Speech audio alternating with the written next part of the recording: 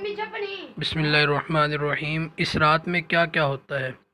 حضرت سیدہ عائشہ رضی اللہ تعالیٰ عنہ فرماتی ہیں کہ صبح تک رسول اللہ صلی اللہ علیہ وسلم عبادت میں مصروف رہے۔ کبھی آپ کھڑے ہو جاتے اور کبھی بیٹھ کر عبادت فرماتے، یہاں تک کہ آپ کے پاؤں مبارک متورم ہو گئے، یعنی ورم آ گیا۔ میں آپ کے پاؤں کو دباتے ہوئے کہنے لگی، میرے ماں باپ آپ پر قربان، کیا اللہ تعالیٰ نے آپ کے اگلے پچھلے تمام گناہ معاف نہیں کر دیے ہیں؟ کیا اللہ تعالیٰ نے آپ کے ساتھ ایسا کرم نہیں کیا اور آپ پر لطف و کرم نہیں کیا؟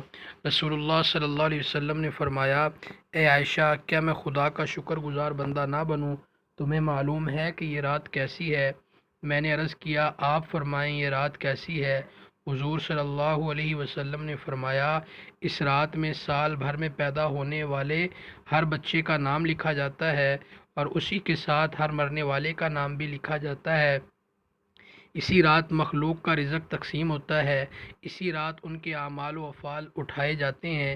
میں نے عرض کیا کہ یا رسول اللہ صلی اللہ علیہ وسلم، کیا کوئی شخص ایسا نہیں جو اللہ کی رحمت کے بغیر جنت میں داخل ہو؟ آپ صلی اللہ علیہ وسلم نے فرمایا، کوئی شخص بھی اللہ کی رحمت کے بغیر جنت میں داخل نہیں ہوگا۔ میں نے عرض کیا، کیا آپ بھی؟ آپ صلی اللہ علیہ وسلم نے فرمایا، ہاں میں بھی، مگر اللہ تعالیٰ نے مجھے اپنی رحمت میں ڈھانپ لیا ہے۔ اس کے بعد حضور صلی اللہ علیہ وسلم نے اپنا دست مبارک چہرے اور سر پر پھیرا۔ یہ نصف شعبان کی رات ہے۔ شیخ ابو نصر نے بالاسناد سیدہ عائشہ صدیقہ رضی اللہ تعالیٰ عنہ سے روایت کی ہے کہ رسول اللہ صلی اللہ علیہ وسلم نے مجھ سے فرمایا، عائشہ یہ کون سی رات ہے؟ انہوں نے فرمایا، اللہ اور اس کے رسول صلی اللہ علیہ وسلم ہی بخوبی واقف ہیں۔ حضور صلی اللہ علیہ وسلم نے فرمایا، یہ نصف شعبان کی رات ہے۔ اس رات میں دنیا کے اعمال بندوں کے اعمال اوپر اٹھائے جاتے ہیں، ان کی پیشی بارگاہ رب العزت میں ہوتی ہے۔ اللہ تعالیٰ اس رات بنی کلب کے بکریوں کے بالوں کی تعداد میں لوگوں کو دوزخ سے آزاد کرتا ہے۔ تو کیا تم آج کی رات مجھے عبادت کی آزادی دیتی ہو؟ میں نے عرض کیا، ضرور۔ پھر آپ صلی اللہ علیہ وسلم نے نماز پڑھی اور قیام میں تخفیف کی، سورہ فاتحہ اور ایک چھوٹی سورت پڑھی۔ پھر آدھی رات تک آپ سجدے میں رہے، پھر کھڑے ہو کر دوسری رکعت پڑھی اور پہلی رکعت کی طرح اس میں قرأت کی، چھوٹی سورت پڑھی۔ پھر آپ سجدے میں چلے گئے۔ یہ سجدہ فجر تک رہا۔ میں دیکھتی رہی، مجھے یہ اندیشہ ہو گیا کہ اللہ تعالیٰ نے اپنے رسول صلی اللہ علیہ وسلم کی روح مبارک قبض فرما لی ہے۔ پھر جب میرا انتظار طویل یعنی لمبا ہوا، بہت دیر ہو گئی، تو میں آپ صلی اللہ علیہ وسلم کے قریب پہنچی اور میں نے حضور صلی اللہ علیہ وسلم کے تلووں کو چھوا تو حضور صلی اللہ علیہ وسلم نے حرکت فرمائی۔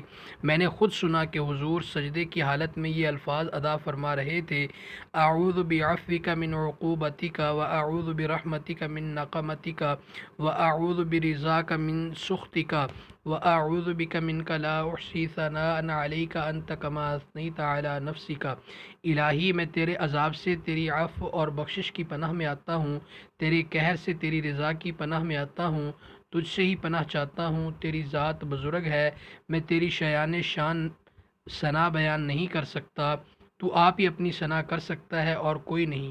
صبح کو میں نے جب عرض کیا کہ آپ سجدے میں ایسے کلمات ادا فرما رہے تھے کہ ویسے کلمات میں نے آپ کو کہتے کبھی نہیں سنا، حضور صلی اللہ علیہ وسلم نے دریافت فرمایا، کیا تم نے یاد کر لیے ہیں؟ میں نے عرض کیا، جی ہاں۔ آپ صلی اللہ علیہ وسلم نے فرمایا، خود بھی یاد کر لو اور دوسروں کو بھی سکھاؤ، کیونکہ جبرائیل علیہ السلام نے مجھے سجدے میں ان کلمات کو ادا کرنے کا حکم دیا تھا۔ شب برات میں خدا کے فیصلے۔ حضرت ابن عباس رضی اللہ تعالیٰ عنہ کے آزاد کردہ غلام مولا اکرمہ نے آیت فیہا یفرق کل امر حکیم کی تفسیر میں فرمایا کہ نصف شعبان کی رات میں اللہ تعالیٰ آئندہ سال کے تمام امور کا انتظام فرما دیتا ہے۔ بعض زندوں کو مردوں کی فہرست میں لکھ دیتا ہے اور بیت اللہ کے حاجیوں کے نام بھی لکھ دیتا ہے۔ حج کرنے والوں کے نام لکھ دیے جاتے ہیں، پھر اس لکھی ہوئی تعداد میں کمی بیشی نہیں ہوتی۔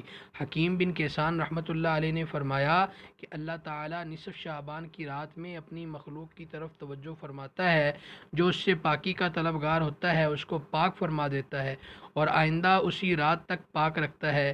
عطا بن یسار رحمۃ اللہ علیہ سے مروی ہے کہ نصف شعبان کی رات میں تمام سال کے امور پیش ہو جاتے ہیں، کچھ لوگ سفر کو جاتے ہیں اور ان کا نام زندوں سے نکال کر مردوں میں لکھ دیا جاتا ہے، کوئی نکاح کرتا ہے حالانکہ وہ بھی زندوں کی فہرست سے نکال کر مردوں کی فہرست میں شامل کر دیا جاتا ہے۔ اس رات رحمت کے 300 دروازے کھلتے ہیں۔